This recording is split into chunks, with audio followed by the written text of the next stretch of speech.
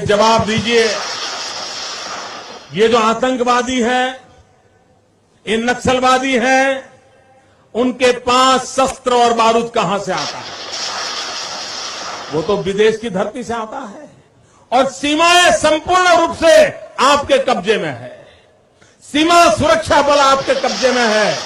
मैंने उनको दूसरा सवाल पूछा, हमने कहा आतंकवादियों के पास धन आता है, हवाले से आता है, पूरा मनी ट्रांजैक्शन का कारोबार भारत सरकार के कब्जे में है, आरबीआई के अंडर में है, बैंकों के माध्यम से होता है।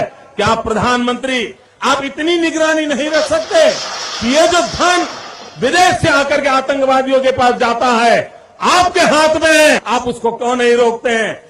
मैंने तीसरा सवाल उनको पूछा कि विदेशों से घुसपैठ आते हैं, घुसपैठ आतंकवादियों के रूप में आते हैं, आतंकवादी घटनाएं करते हैं, भाग जाते हैं। प्रधानमंत्री जी, आप मुझे बताइए, सीमाएं आपके हाथ में है, कोस्टल सिक्योरिटी आपके हाथ में है, बीएसएफ सेना सब आपके हाथ में है, नेवी आपके हाथ में है, ये विदेश से घुसपैठ के कैसे घुस जाते हैं? मैंने चौथा सवाल पूछा, सारा कम्युनिकेशन भारत सरकार के अंडर में है।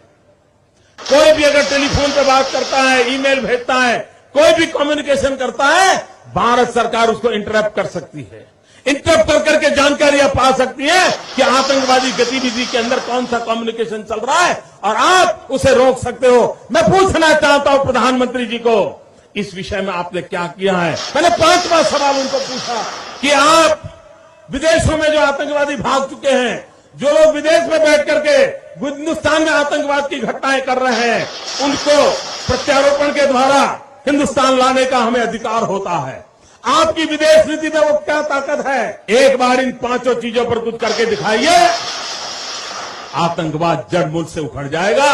राज्यों के अधिकार हथिया करके राजनीति के करने के खेल छोड़ दीजिए। भाइयों बहनों, दिल्ली की सल्तनत के पास मेरे इन सवालों के जवाब नहीं है। दिल्ली की सरकार में वो सीना नहीं है, 46 इंच का सीना लगता है दोस्तों, तब जाकर